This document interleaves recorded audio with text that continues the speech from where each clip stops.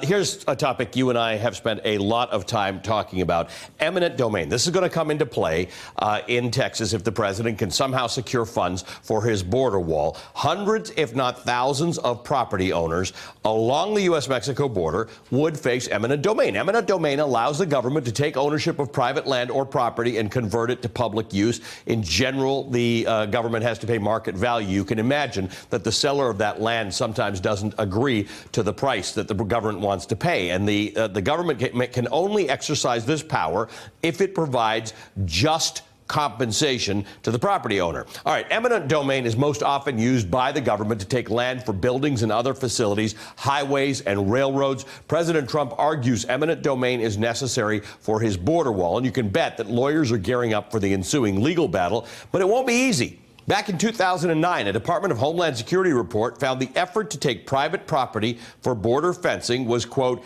a costly, time-consuming process. Let me just show you how costly and time-consuming. According to the Texas Civil Rights Project, there were 334 eminent domain lawsuits filed in South Texas during the Bush administration, with approximately 60 to 70 cases still pending from a decade ago, mostly regarding payouts. Now, Trump's plan to construct a nearly 2,000-mile wall would mean more money is required to cover the just compensation payments to each owner, meaning that the wall's $22 billion price tag. This is why Stephanie and I always say this. When people say that it's $22 billion, we say, at a bare minimum, it could be but double or triple as much. But that's why $5.7 billion was a joke. And when people inside the White House... $5.7 million.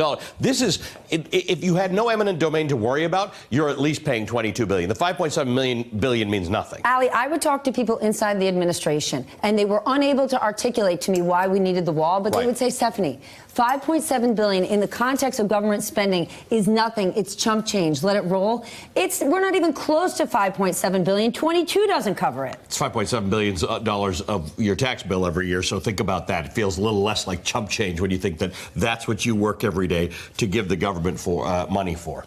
Hey, MSNBC fans, thanks for checking out our YouTube channel. Subscribe by clicking on that button down there and click on any of the videos here to watch the latest interviews and highlights. You can get more MSNBC for free every day with our newsletters. Just visit msnbc.com/newsletters to sign up now.